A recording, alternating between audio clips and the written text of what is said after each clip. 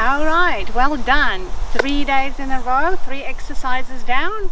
Here we go, getting serious. Day 4, the plank. So we'll go through the plank, the traditional plank, and then I'll show a few variations so you can get you going and get you comfortable and strengthen your core until you're able to do the proper so-called plank. So we start from, I guess, on the floor again, on our fours. So the proper plank actually is straight arms plank. So from here you really lift up and go into a plank position, and this is the plank. Well, some people can hold this.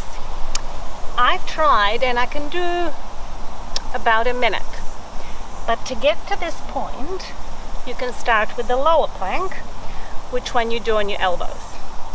So again, there are 2 variations. There's a plank you can do with parallel arms forward like the Sphinx. So again, you lift up and you make the plank and hold it this way. Now the important thing here is so you shoulders above your elbows, so it is a straight angle, and you're like a plank, and you're looking forward actually helps you keep your back straight. If you look down, if you see your knees, then your butt is too high.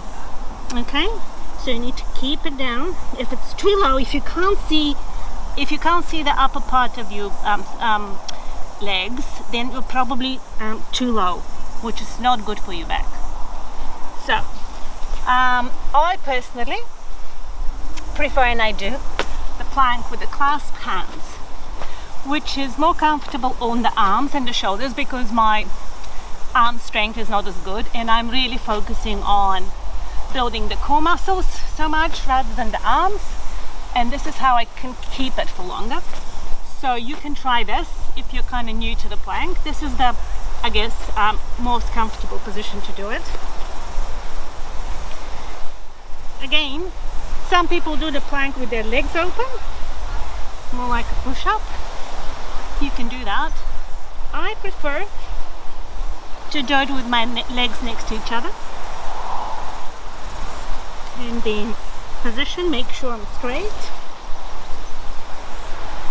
and hold. When it gets really hard, what I do to keep me holding is I start squeezing my legs together, squeeze my heels together really, really hard, and in that way I engage all these muscles that help me hold my legs. Because where I find challenging at some point in the plank is not so much my core, but more like my legs getting tired to hold up. So when I squeeze, push the heels together, it helps me squeeze the legs and helps me hold properly. The same when I get tired with my arms, I start pushing into the ground as hard as I can, and then it helps me hold it. Now, if even this plank with the clasped hands, it's challenging for you, I mean, if you can hold 10-15 seconds, that's great. Start there and keep going. Make a goal within 5 days from 15 or 20 seconds. Let's do 40 seconds and keep going until you're able to do a minute, at least a minute or 2. That's a good time to be able to work all the core muscles and feel them burning. If this is too hard, the variation I suggest you do, it's a bit like the push-ups. How you can do push-ups from your knees, I would suggest you try the plank that way. So, clasp your hands, put the knees a bit further back, and then try to be straight with only the knees touching the ground.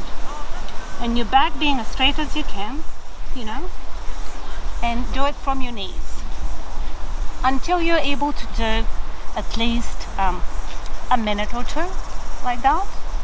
And then once you're comfortable doing it that way, you can try the plank. Well, this one is hard, but it's the really, really good core exercise. It's actually full body exercise, but it's predominantly targeting and activating the core muscles.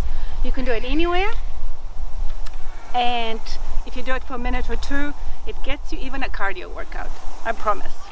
So have a go, and yeah, keep planking until you get to your goals.